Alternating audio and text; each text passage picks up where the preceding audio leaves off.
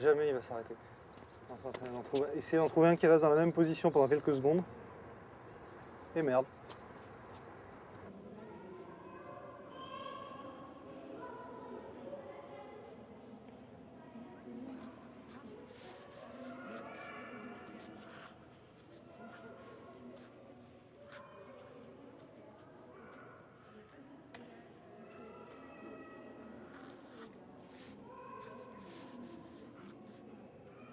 Je suis toujours, pour des raisons sans doute un peu enfantines, mais je suis toujours infiniment triste quand je viens les voir. Et je peux pas me décoller de là. Je sais pas, je suis bouleversé à chaque fois que je les vois. Pas seulement par le fait qu'ils sont peu nombreux, pas seulement par le fait qu'on devrait s'occuper d'eux et qu'on n'y parvient pas, mais aussi parce qu'ils ont une morphologie, ils ont une mécanique de déplacement qui dit à la fois ce qu'on a de semblable et à la fois à quel point on est irréconciliable, à quel point on... Alors elle va aux limites de mon carnet, là. Quand elle commence à faire des choses comme ça, je ne sais plus où la ranger. C'est King Kong qui essaye d'attraper les avions. Là.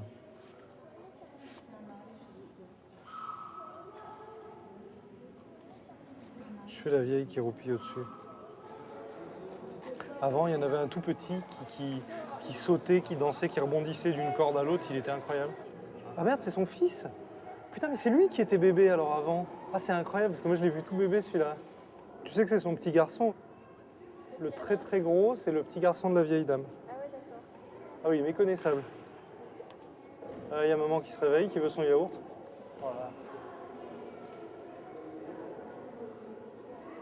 Ah, elle mange avec la cuillère, non, avec les doigts. Là, je la dessine comme si c'était une vieille à l'arrêt de bus qui est en train de bouffer son yaourt. Et du coup, ça m'étonne plus qu'elle tienne le yaourt avec les pieds. En fait, on commence à dessiner correctement quand plus rien ne nous étonne. Tant qu'il y a cette espèce d'étonnement, de truc, on est dans l'étrange. Et réduire l'orang-outan à l'étrange, ce serait dommage. Ah, j'ai raconté n'importe quoi, j'ai fait croire à tout le monde que le grand, c'est le petit qui est là-bas. Il est toujours bébé et il fait toujours le clown. Et il est indessinable parce qu'il n'arrête pas. Ah merde, il est parti ce qu'on a. Ah oui, c'est tout ce qu'on a là. Après, t'as filmé dehors, mais on l'a déjà monté. Ah bah tiens, tu peux me montrer là cette séquence? C'est le problème pour que vous bougiez, hein, faites pas de...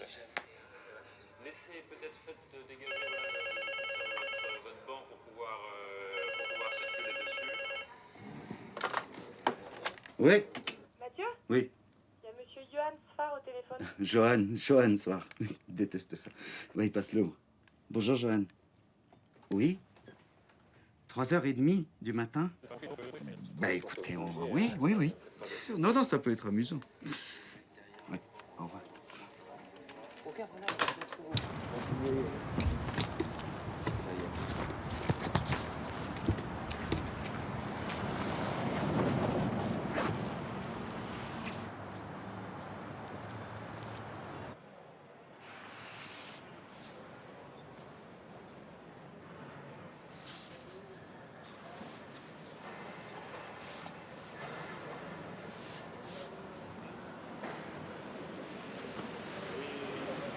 C'est un dessinateur, là, monsieur, alors?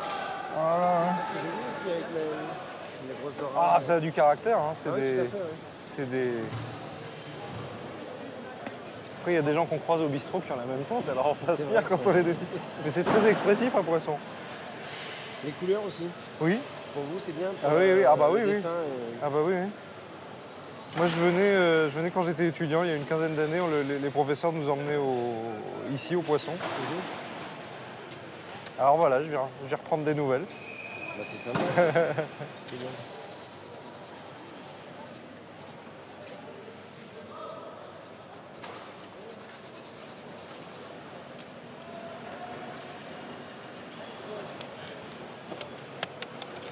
Là, si j'avais un minimum de jugeote, je tiendrais ça comme ça. Et je m'arrangerais pour pas renverser le carnet.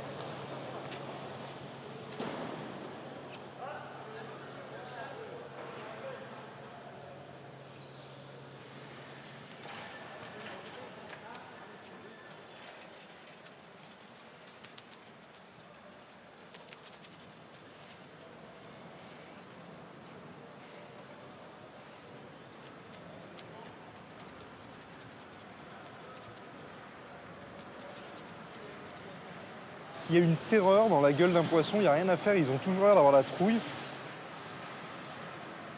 Et puis il y a cette espèce de mélange d'eau, de sang et de glace qui fout la trouille dans les poissons. Puis ce côté mouillé, t'as toujours l'impression d'être dans une muqueuse, t'as toujours l'impression de dévoiler des choses à toi. Moi, j'ai toujours l'impression qu'un poisson, c'est à la fois ma bite et ma bouche. Alors si on voit tout ça, ça me... Je sais pas si j'ai envie qu'on voit tout ça sur moi.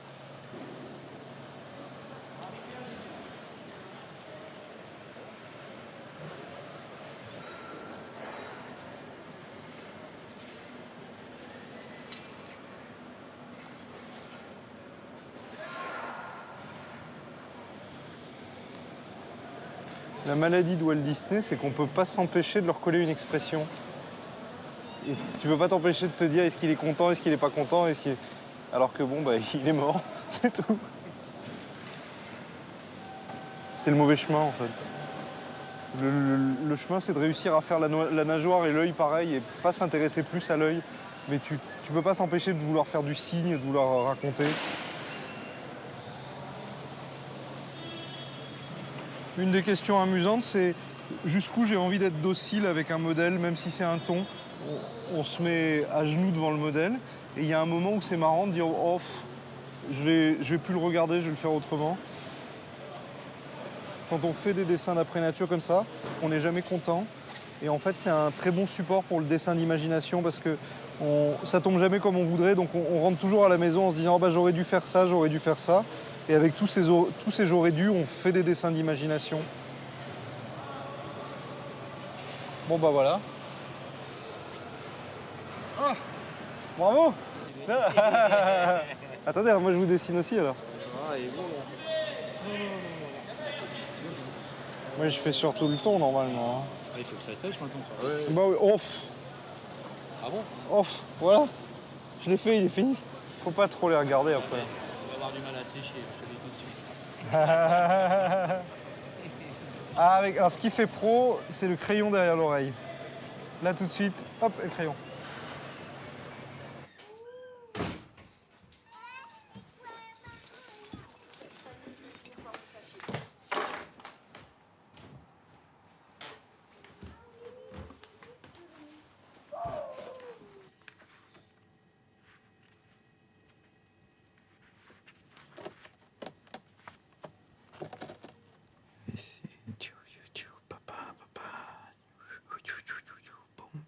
Papa, fais caca, bébé, laisse-le tranquille. En résultat, une heure plus tard, je joue tranquillement de l'harmonica sur le canapé et j'ai droit à papa, caca. Et donc, pendant quelques jours, l'harmonica s'est appelé caca. Soulignons que le caca s'appelle aussi cacao, caca. Les canards s'appellent caca également, contrairement aux oiseaux, qui s'appellent oiseaux comme tout le monde. Je me demande si ça fiche pas la pagaille dans sa tête, tout ça. Est-ce qu'elle va pas associer l'harmonica, les canards et la merde? Je fais comme ça, l'harmonica, je fais presque plus de dessins d'après nature. Je travaille moins, j'ai l'impression que cet instrument met un peu le bordel dans mes habitudes. L'énergie qui partait par ma plume, j'ai l'impression qu'elle sort maintenant par l'harmonica. Est-il possible que l'énergie s'en aille par deux endroits à la fois sans perdre d'intensité? L'énergie de l'harmonica, je la maîtrise pas, elle est banale. L'énergie du dessin, c'est mon stigmate. Un trou que j'ai percé dans ma main droite et qui ne ressemble à rien.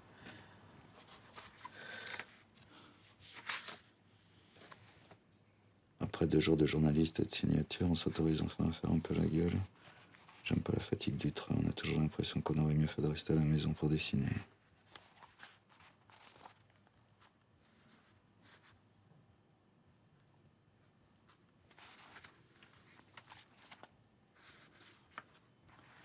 Je n'arrête pas de penser à la phrase de Debord, si vous ne vous faites pas ressemblant, c'est parce que vous ne voulez pas. Bon, je veux, je m'en fous de me faire plus beau, plus moche qu'en vérité, je veux que ce soit ressemblant. Je suis toujours à poil avec ma sueur, il y a un énorme miroir rond entouré d'une auréole de néon. Je me colle à 3 cm de la glace et je fais ce que je vois, avec autant d'indifférence que si ce visage était une chose inerte. Qu'est-ce que ça me ressemble ? Je m'aperçois que ce genre de dessin où l'on scrute m'ennuie profondément.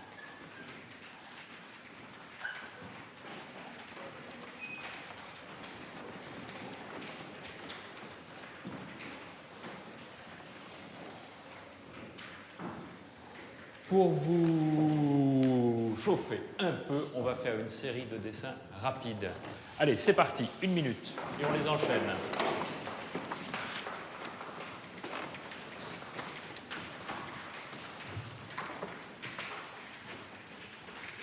Merci, on va en faire encore plus rapide. 40 secondes.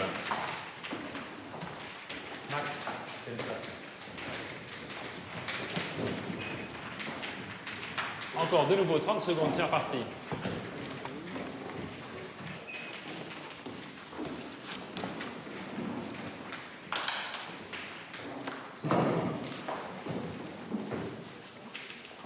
Merci. Bon, déjà les tableaux sont très beaux. Toute la partie centrale du tableau supérieur est même littéralement incandescente. Beau, il y en a qui sont très simples. Celui-là est magnifique, là. Dans le coin. Vous effacez, on va terminer en beauté. Allez, c'est parti, sans regarder le tableau, uniquement le modèle. Vous ne baissez pas les yeux sur votre feuille de papier.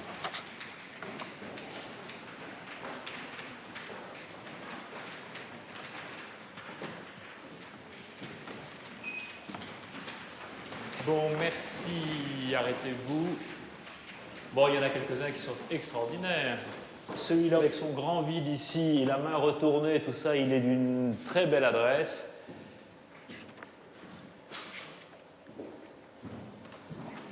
Celui-là aussi, avec les deux épaules qui ne se raccordent pas, il y a une espèce de faille catastrophique, mais en même temps, comme je vous le dis souvent, qu'est-ce que c'est qu'un bon dessin? Un bon dessin, c'est un dessin qui suscite l'intérêt.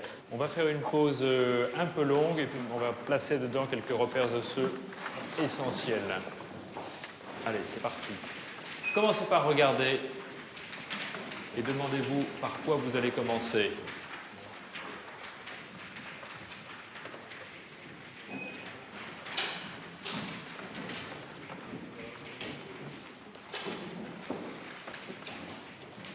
Bon, sur ce, vous effacez.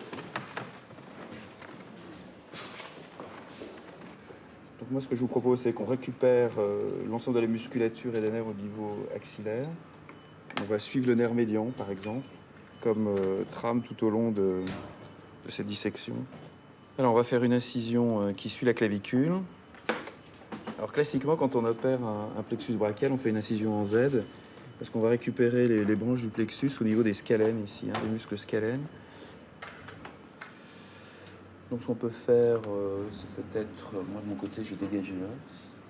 Là, vraiment, la clavicule, elle est sous-cutanée. C'est un os très exposé. Il ne faut jamais inciser un muscle trop rapidement. Parce qu'après, on perd ses limites et on est perdu dans les fibres. On a beaucoup de mal à rattraper. Bon. Alors, je vais ouvrir la gouttière.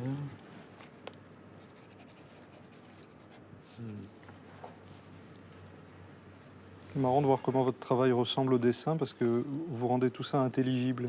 C'est-à-dire qu'au moment où vous ouvrez, je disais qu'il y a un amas qu'on ne parvient pas à identifier.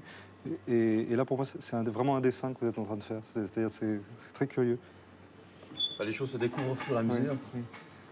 Mais on est surpris de comprendre.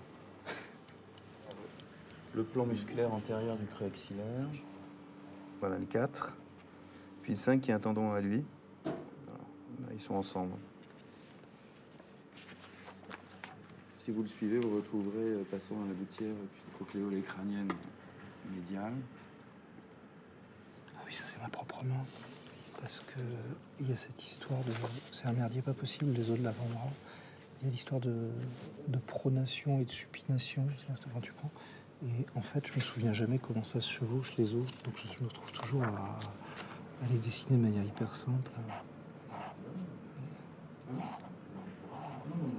Il y a des fois où ils sont comme ça.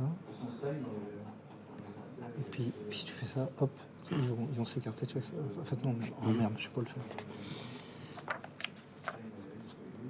Hop. C'est-à-dire, je force pas quand je coupe. Hein. Vraiment, c'est en douceur, comme ça je suis sûr de franchir que des plans de moins de résistance. Dès que je sens une résistance, je ne coupe pas. Je regarde ce que c'est. Voilà. Donc là, on a disséqué toute la face palmaire du bras, de l'avant-bras, et on est au niveau de la paume. Bon, on va refermer.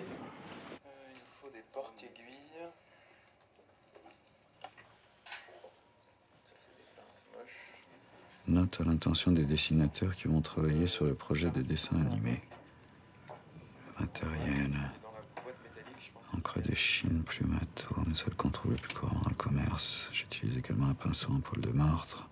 Papier, je travaille sur du crowbar. Format 24-32. Pour le dessin animé, si l'utilisation de la plume est compliquée à la vie de certains dessinateurs, on peut se rabattre sur des feutres à billes, un Uniball Eye Micro de chez Mitsubishi. Ils existent en 2 épaisseurs. Préférez le plus épais, dont le capuchon est gris clair. Vous pouvez aussi essayer les stylos tubulaires indélébiles de style Pilot Drawing Pen qui sont très nerveux. Loi, on ne repasse jamais sur un trait de dessin. Parce que c'est moche et c'est mou. Un trait, on le fait d'un coup, comme ça vient. Par quoi on commence quand on dessine un personnage? Fidèle à la méthode de Quentin Blake, on commence par ce qu'on a envie de raconter. Si le personnage se met le doigt dans le nez, on commence par le trou de nez et le doigt. Le reste doit suivre comme ça peut. L'exemple Rézère, un ivrogne affalé un comptoir. On commence par le nez rouge, le reste viendra tout seul. C'est la méthode de Charles Schulz, de Quentin Blake et de Rézère et de Hugo Pratt. Les crayonnés, c'est du caca. Pff, tu parles, c'est dur. Important. Évitez de changer trop l'épaisseur du trait dans un même dessin. On n'est pas dans la pub. Non. Oui. Non. Oui. Faut quand même que j'ai un peu de front, vous voyez. Ah, et puis, mon nez, c'est pas ça. Hein. Mon nez, c'est ça. Et vous pouvez me faire les cheveux un peu décoiffés, j'aime bien.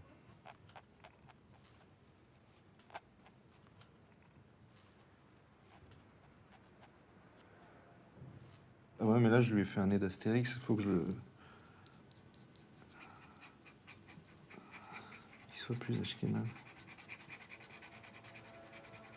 Les peintres traditionnels japonais, ils tournent le dos à leur motif. C'est-à-dire qu'ils vont regarder les montagnes, mais leur papier est dans leur dos. Quand ils ont bien regardé, ils se retournent et ils dessinent. Parce qu'ils séparent l'acte d'observer et l'acte de dessiner. C'est une jonglerie perpétuelle entre l'imagination et l'observation. Alors, d'abord, quand je commence une case, la question, c'est toujours pareil. Soit je fais un crayonné, et ça veut dire que j'ai vraiment envie de mettre en place mes personnages dans un espace plutôt réel ou quoi. Soit je veux disposer de la liberté nécessaire et de voir ce qui vient. Et je m'aperçois que plus mes bords de case sont carrés, plus je me libère dans l'intérieur de la case. C'est pas des questions très intelligentes, c'est des questions pratiques. C'est où je regarde, qu'est-ce que je fais maintenant. Oh là là, j'ai trop réfléchi, il faut que je cesse de réfléchir parce que quand je réfléchis, ça vient pas. Quand on dessine, c'est comme quand on s'endort. Quand on s'endort, on se dit, tiens, il faut essayer de penser à rien. Puis il n'y a rien de plus difficile que de penser à rien. Donc j'ai mis en marche une espèce de diarrhée verbale qui raconte n'importe quoi, on dirait... Mais du coup, je dessine sans me préoccuper de ce que je suis en train de dessiner. Tandis que si j'étais dans le silence, ça ne viendrait pas. Ah merde, lui, il était torse nu, je viens de lui mettre un vêtement, putain. Ça, je peux pas. Ça, c'est trop. On va dire qu'il l'a mis, on s'en fout. J'improvise case après case. Mais des fois, je suis pas inspiré pour dessiner tout de suite. Voilà. Je sais qu'il va se passer des choses là, dans une maison, mais je sais pas à quoi va ressembler l'intérieur de la maison, donc je me dis, je la dessinerai plus tard. Je sais à quoi ressemble la fille dont il est amoureux. Je sais que c'est une jolie russe avec un peigne en nacre dans les cheveux, en ambre. Donc je fais des petits dessins comme ça sur le coin de la feuille. J'aime bien cette idée qui rêve à une fille qui magnifie complètement tout ça, puis en fait, il est avec une dame. Alors, il a dit le nom de Rava dans son sommeil, et la dame lui dit juste, moi, si j'avais une Rava, j'irais pas. Et j'aime bien, moi, je parle tout le temps, j'aime bien l'idée que lui, il soit très taiseux, puis qu'il raconte pas ces trucs. Il s'appelle le baron de Méphès. C'est un des personnages de Klezmer. Romain Gary avait un personnage qui s'appelait le baron, qui passait dans chacun de ses romans, qui pétait et qui s'en allait. Donc moi, j'en ai fait le baron de Méphès. Je sais pas comment on le dit en yiddish, mais j'aimerais bien qu'on me l'apprenne. Alors lui, il pense à cette fille. Lui, il pense à cette fille. Et lui, il a envie de lui raconter plein de choses. Mais l'autre, il a rien envie de raconter. Lui, il a dragué une nana pendant toute la soirée. C'était une trapéziste. Alors, il était très amoureux d'elle, machin, etc. Et elle est sur le point de l'embrasser. Et alors, comment ça va se passer? Ah, oui, parce enfin, moi, elle lui dit que c'est sacré de l'embrasser. Il est embêté parce que c'est un juif religieux. Il veut pas. Et puis, il a peur enfin, là, et puis, il a peur de pas bander. Il a peur de. Alors, et il dit j'aimerais mieux déclarer que c'est impur, que c'est tout ça. Pas question, tu es un saint, c'est sacré. Je suis le Dieu d'Abraham et c'est un ordre, lui dit-elle. Et lui, il dit tu crois que c'est si simple? Et alors, il dit ah bah non. D'abord, nous allons tuer mon mari. Et elle lui annonce maintenant qu'il y a un meurtre à perpétrer avant qu'on puisse s'embrasser. Attends. J'aime bien qu'il fasse semblant de s'en foutre parce qu'il a remarqué un truc. Je suis une vraie midinette, hein. Je suis une vraie petite fille romantique. Moi, dans mes passions, il y a Albert Cohen. Et c'est tellement joli au début de Belle du Seigneur quand il y a ce type qui est très amoureux d'une femme et il se dit mais merde, peut-être qu'elle m'aime parce que j'ai un travail à la Société des Nations, parce que je suis beau, parce que je suis jeune, parce que j'ai des belles dents. Donc je vais être vieux, je vais être moche, je vais être sale, je vais être pauvre et je vais venir lui dire que je l'aime et que je veux un amour comme ça, un amour comme j'aurais d'une mère, comme j'aurais d'une dame que je paye. Et il vient lui dire ça, et évidemment elle a peur. Donc il lui fait face et il lui dit bon bah si c'est comme ça, je vais te séduire. Je vais te séduire en faisant ça, en faisant ça, en faisant ça, en faisant ça, et ça marche. Et c'est Belle du Seigneur. Et j'aime bien revenir toujours sur cette idée-là. Et là, mon petit personnage, il est très très amoureux de sa chanteuse. Et je sais que ma maman était chanteuse, mais c'est pas juste ma maman, c'est moi, c'est l'idée de Tristan et Isolde, c'est tout ce qu'on veut. Il est très amoureux de sa chanteuse. Et il sait que même avec elle, il faut pas baisser la garde. Il sait que dans les fois où il va lui dire, ben voilà, je veux t'épouser, je veux ci, je veux ça, il sait que ça n'ira pas, elle va rire ou elle va... Donc elle lui dit toujours, ne recommence pas. Et je veux t'épouser, non, ne recommence pas. Je voulais un baiser, alors je l'ai volé. Je suis en train de devenir un grand voleur. Un jour, quand je serai très fort, je te volerai tout entière. Ah oui, bah en attendant, essaie de me voler encore un baiser, mais ce coup-ci, tu m'auras pas par surprise, je vais me défendre. Et elle part en courant. Et j'aime bien cette idée des personnages qui ont envie d'être sincères et qui se l'autorisent pas. Ensuite, la couleur, c'est beaucoup plus simple. C'est... Hugo Pratt disait, il faut une couleur par page, pas plus. Alors là, comme c'est la nuit, je vais mettre du jaune, parce que c'est absurde. Ma petite fille a eu des problèmes à l'école parce que je lui ai expliqué les deux lois de l'aquarelle, enfin selon moi, ou de la couleur. La première, c'est qu'il faut jamais donner une chose sa vraie couleur. Et la deuxième, c'est qu'il faut jamais colorier dans les traits. Moyennant quoi, la maîtresse croyait qu'elle était daltonienne et qu'elle avait besoin de lunettes.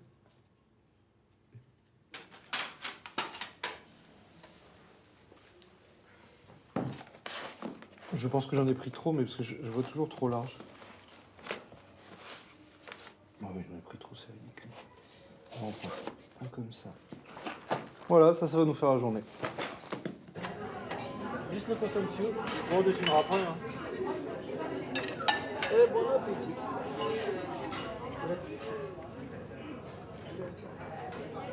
Ah mais là on va prendre là. On est mariés. On est mariés.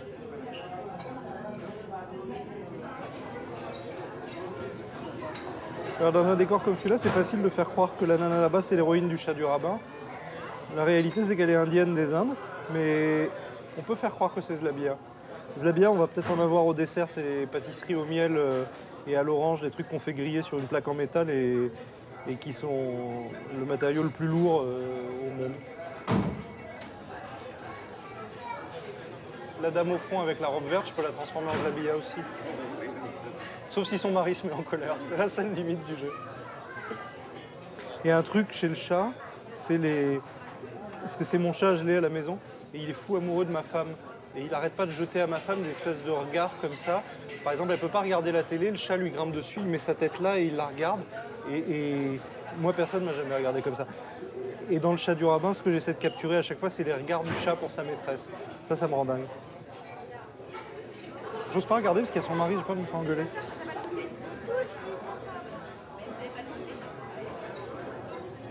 Oh bah je la vois plus alors j'imagine.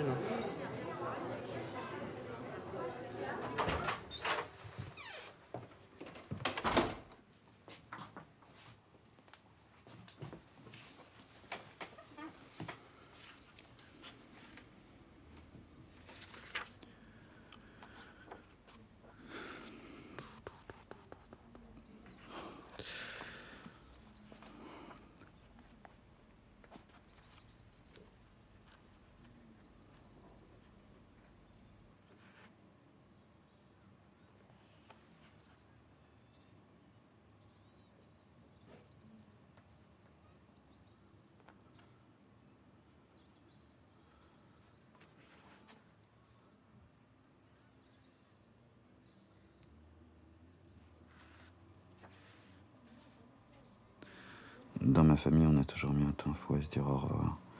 Même lorsqu'on doit se revoir 2 jours plus tard, c'est toujours grave parce qu'on n'est pas vraiment certain de se revoir.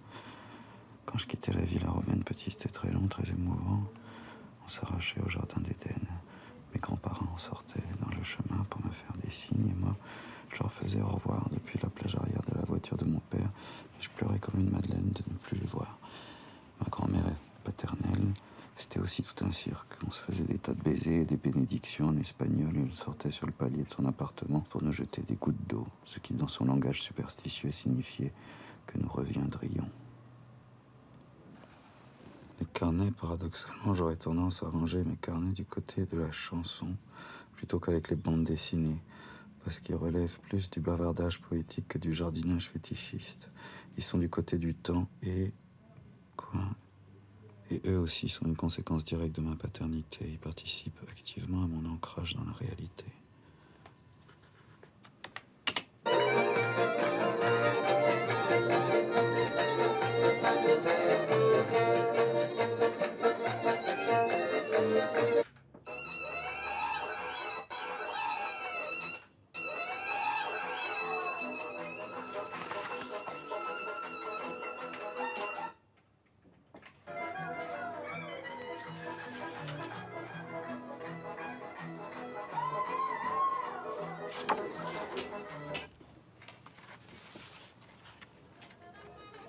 Baron de quoi? De mes fesses. Et les flammes du dragon lèchent. L'armure du fils du rabbin. Ses cheveux blonds brillaient dans le vent. Et d'un coup de sabre, il terrassa la bête de l'Apocalypse. Et depuis cette histoire à la veille de Saint-Michel, toutes les icônes des synagogues de Russie suintent du sang. Quelques heures plus tôt, le baron de Méphès s'est réveillé. Et tu as dormi dans mes bras, toi, tu t'imagines quoi?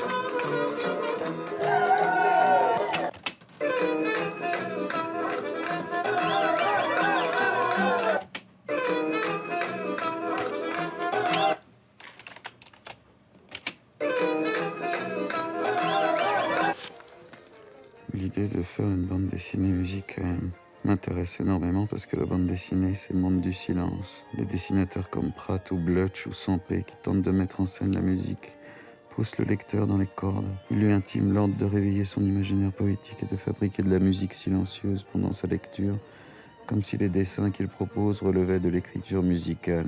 Le spectateur de cinéma, c'est un mollasson.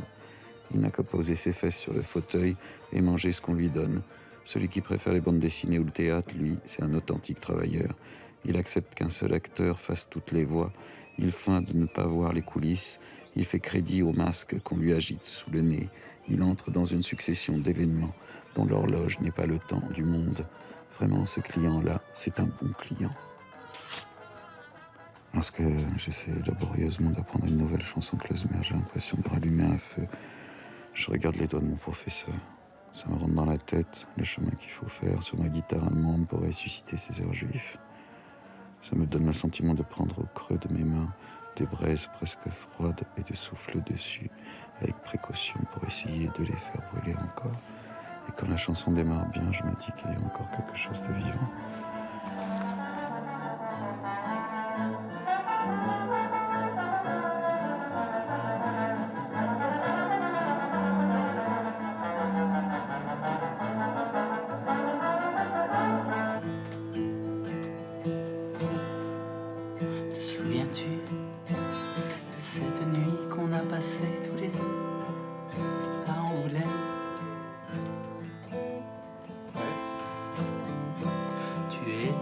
En slip dans le lit. Ouais, c'est vrai. Tu n'aimerais pas que cela se sache. Ouais. Mais aujourd'hui, je dois le dire. devant la caméra. Entre nous deux, c'est plus que ça. Voilà, Ah, ça va. c'est un peu gênant. C'est bien comme ça, tout le monde va croire que Pascal Brutal c'est moi, ça va vachement m'aider dans la vie. Tout le monde sait que t'es pas du tout hétérosexuel. Ouais, ça va beaucoup m'aider, merci. SNBD pour Société Nationale de Bande Dessinée. Il faut que je dessine Arthur H en Ashman. Tu veux un comme ça? Bah, un qui taille.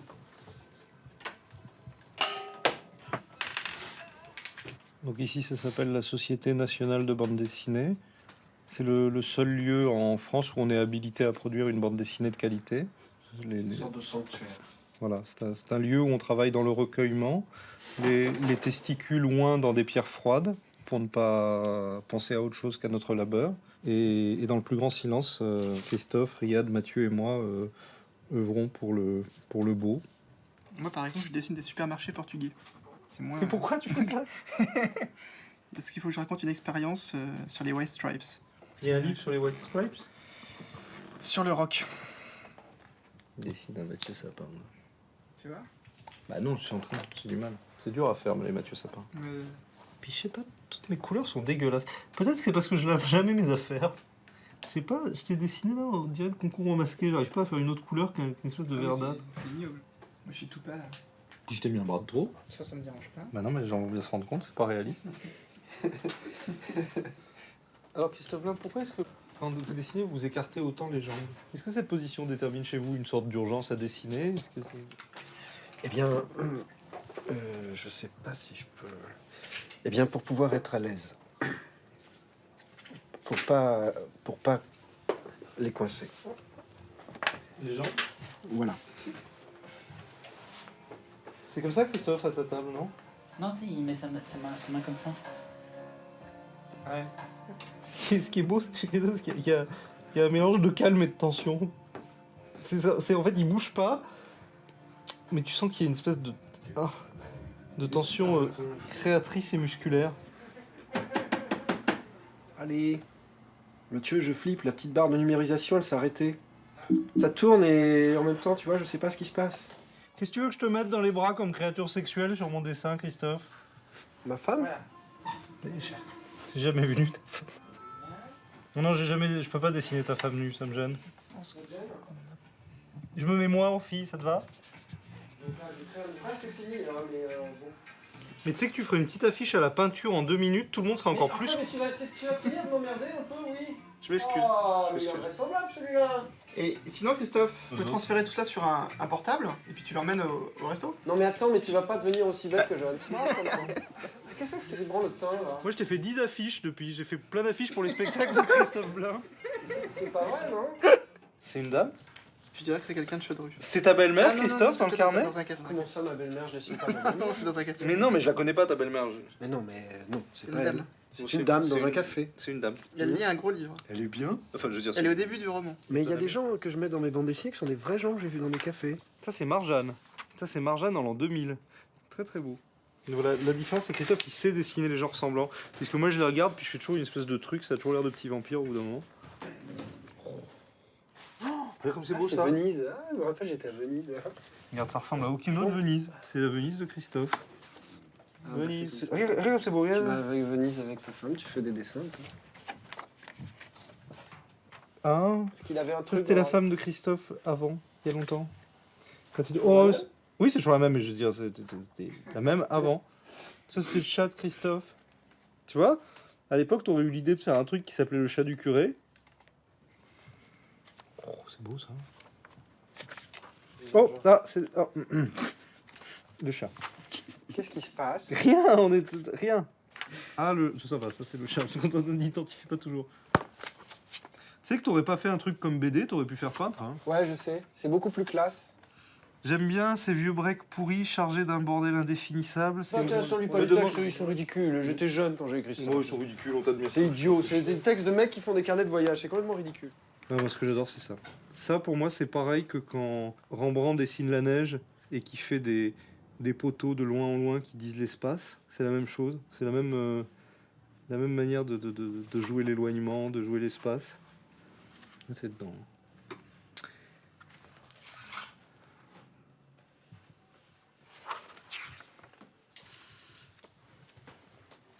Au revoir, Christophe.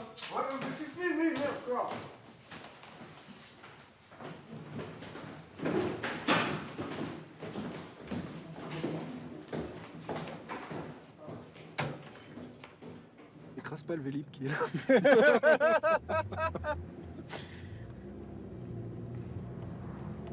Donc l'idée là et Tout Moulin, droit, tout droit là. Tu prends comme en si face. on allait en face. Comme si t'allais à l'atelier des Vosges. Je me Tu te souviens. rappelles de l'atelier des Vosges? Ah là là.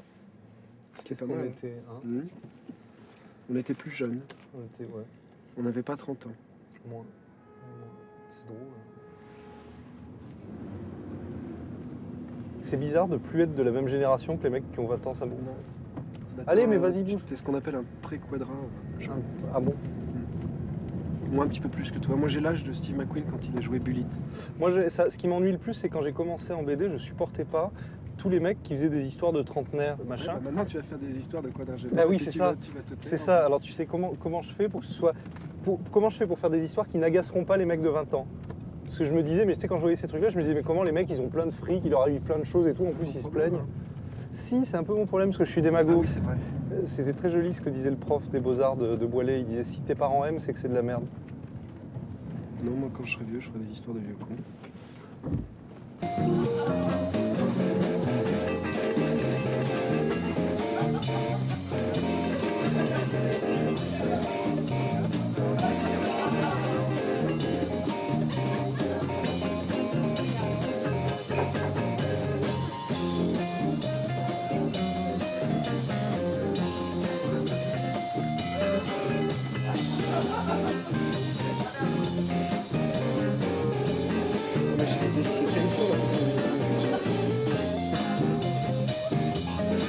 Oui, alors moi, je peux même te raconter des gags. Ne me raconte rien, mais...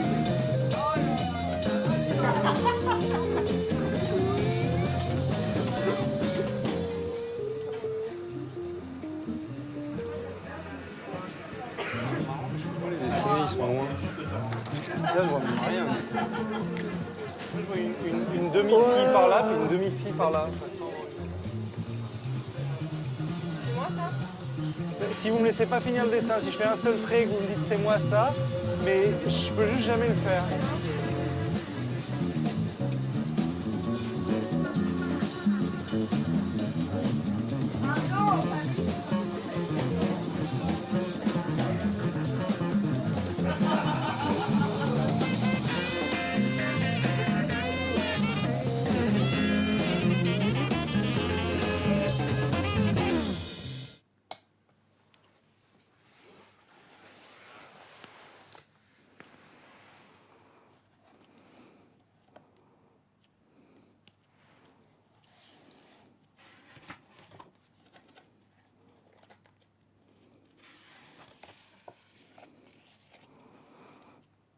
Au bout de 2 minutes, toi on peut te peindre soit quand tu dors, soit quand t'es pas là. Tu me peindras quand je serai morte.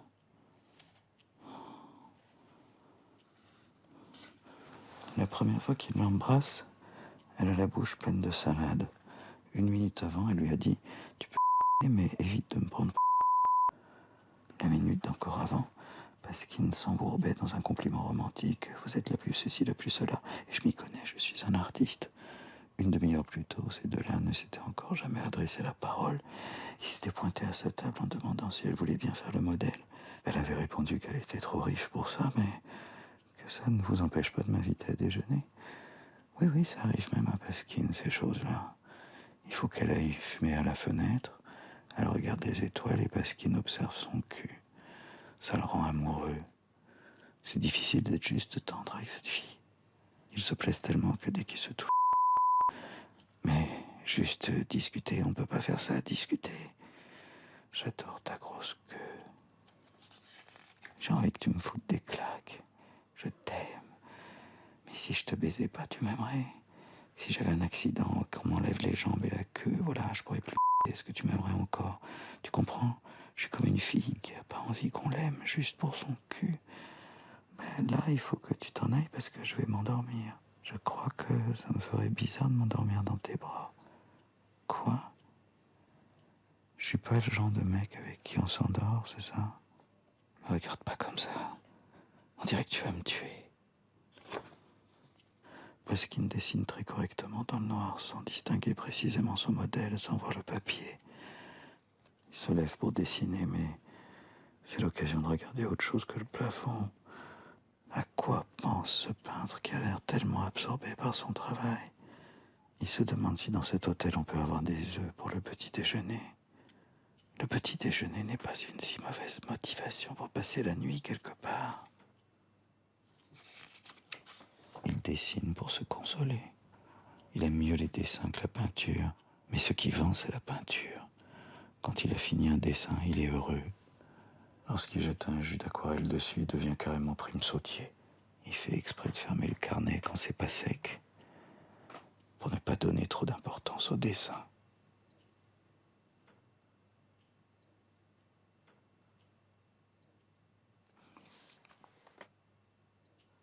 Qu'est-ce que tu fais? Oh, rien.